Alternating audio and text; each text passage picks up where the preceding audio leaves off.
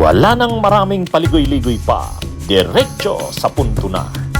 Maiksi lang ang komentaryo, pero diretso sa punto. Maraming kuro-kuro, may tiwali, may totoo. Dito, sa puntong diretso tayo. Punto, diretso. Ang pamilya rin ni Saldico ay naglabas na rin ng maiksing reaksyon. Ito mga kabunyog. Ayan sabi dito, breaking. Ito naman yung reaksyon ng pamilya ni Saldico. The City Post, breaking. Relatives of former Ako Bicol Representative Saldico issued a brief statement Monday morning saying, open quote, everything is okay, close quote. Ako Bicol Representative Alfredo Garbin told the program Ted Filon at DJ Chacha on True FM that Cos family has no confirmation on whether the ex-lawmaker was arrested in Prague, Czech Republic. Garbin added that a staff member was sent to Prague but received no information from Czech authorities regarding Cos reported detention. Anyway, ano na yan, yung sinasabi na yan na wala daw confirmation sa Czech authorities, wala na yan kasi mayroon na ngang nilabas na confirmation ang Czech police. Ayan lumabas na yan sa Rappler ngayon lang, exclusive. Czech police confirm intervention involving Saldico. Siguro naman sa party ni Pido Garbin ng Ako Bicol party list, ayaw niya na manggaling sa kanya ang confirmation. Ayaw niya na manggaling sa kanya. Kaya nung tinanong siya ni Ted Filon, ayaw niyang i-confirm na hawak na nga ng mga Czech authorities si Saldico. Pero bakit naman magpapadala ng lawyer ang grupo nila Pido Garbin, ang congressman ng Ako Bicol, bakit naman magpapadala ng lawyer doon sa Europe? Maniniwala ba tayo na wala silang contact kay Saldico?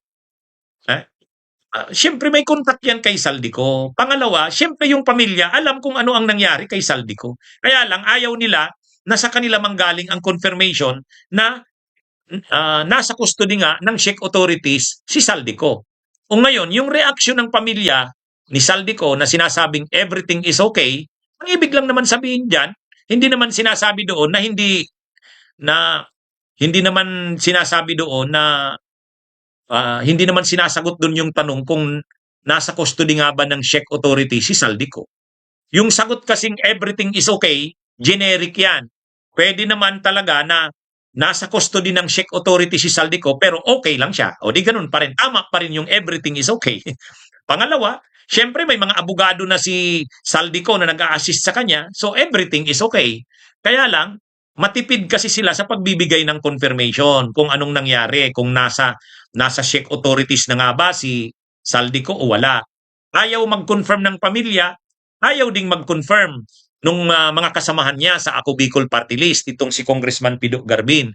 Anyway, kahit hindi nila aminin na naaresto nga si Saldico, kahit hindi aminin ng pamilya, kahit hindi aminin ni Pido Garbin ng Ako Bicol party list, inamin naman ng Czech police na May pag-amin na ang Czech police na nandun sa kanila, sa custody nila. At si Pangulong Marcos, naglabas din ngayon lang ng statement na nasa custody nga ng Czech police si Saldico.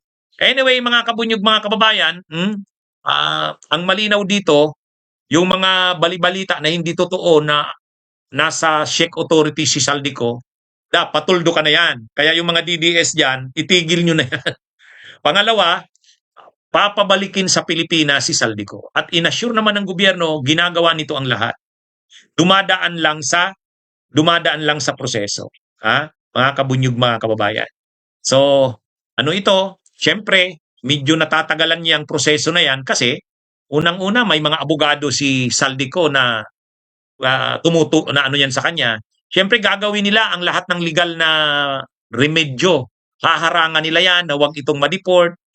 Pero inassure naman yung Pangulong Marcos, makakabalik yan sa Pilipinas. Sigurado yan. Dumadaan lang daw sa proseso. Hindi kasi nakalagay sa Interpol Red Notice kaya ganun. kumbaga na-aresto si Saldico, hindi naman dahil sa Interpol Red Notice. Ayaw nga nilang gamitin yung term na aresto. Ano pa man ang ibig sa ang term diyan, intervention o aresto man yan, pareho lang yan. Nandun sa Czech authorities ngayon si Saldico. At pumunta na ang mga matataas na officials ng Pilipinas para i-work out na mapabalik ito sa bansa. Okay? Mga kabunyog, mga kababayan. At pagdating dito sa Pilipinas, sinabi ni Senador Ping Lacson, ipapatawag yan si Saldico sa Blue Ribbon para anuhin ito, imbestigahan doon sa lahat ng mga issue tungkol sa anomalya sa flood control. So sana pagdating dito ni Saldico, sabihin niya ang lahat ng katotohanan. Sana lang mag-cooperate na siya. Kasi wala naman na siyang magagawa eh. Wala na siyang magagawa. Ano na yan? Matagal siyang nagtago, ang hirap ng buhay ng fugitive from justice. Kahit pa sobrang yaman mo, hindi mo pa rin matatakasan ang batas. Kaya ang nangyari diyan, si Saldico, akala niya dahil nandun na siya sa Europe, hindi siya mahuhuli. Ayan, nahuli na siya. Kaya tanggapin niya na lang ang katotohanan na wala na. Kahit anong yaman niya, kahit pa marami siyang mga properties, hindi. Tanggapin niya na papabalikin na siya sa Pilipinas at pagdating sa Pilipinas, makukulong siya. Actually, pagbalik sa Pilipinas, diretso yan ang kulungan. Bakit? May kaso na siya eh. Hindi yan tulad ni Manuel Bunuan. Di ba si Manuel Bunuan galing ng US? Pagbalik sa Pilipinas, hindi naman siya nakulong kasi wala pa siyang kaso. Si Manuel Bunuan. Pero itong si Saldico, marami na itong kaso. Si Saldico ay kasama sa kinasuhan doon sa yung mga flood control project sa Oriental Mindoro. May kaso siya doon. Yung mga kasamahan niya na mga akusado doon nakakulong na. Siya na lang yung at large at saka yung mga SunWest officials. Ngayon, pag binalik siya sa Pilipinas, diretso siya sa kulungan. Diretso yan sa kulungan. Malamang makukulong yan sa BJMP kung saan nakakulong din si Bong Revilla. Hindi naman yan bibigyan ng special treatment. Si Bong Revilla nga, hindi naman binigyan ng special treatment. Ay di natural si Saldico, ganun din. Kaya tanggapin niya na lang ni Saldico ang katotohanan na wala na.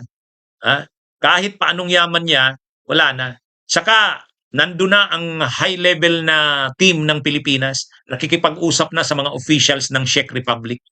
Sa tingin naman natin, pagbibigyan naman ng Czech Republic yung pakiusap ng gobyerno ng Pilipinas na i-turn over na. Kasi maraming kaso yan sa korupsyon. Ay ang Czech Republic naman, signatory doon sa United Nations Convention Against Corruption eh. Signatory din ang Pilipinas. So dapat i-honor ng Czech Republic yung commitment nito doon sa international agreement na yon. Kumbaga, yan yung pwedeng maging basis bakit ito turn over ng Czech Republic si Saldico sa Pilipinas. Kasi nakapirma ang Czech Republic sa United Nations Convention Against Corruption. Ayan mga kabunyog, abangan natin. Sabi ng gobyerno ng Pilipinas, ginagawa na nito ang lahat para makabalik na sa Pilipinas si Saldico. Abangan natin. Okay, mga kabunyog, mga kababayan, magandang araw sa inyong lahat. Mabuhay po tayo. Bunyog, halikan na kasama ka. Bunyog, kapag buklod ay may pag-asa. Luzon, Visayas, Mindanao, isa ang pananaw. Sa bagong Pilipinas ang bunyog isisigaw. Bunyog.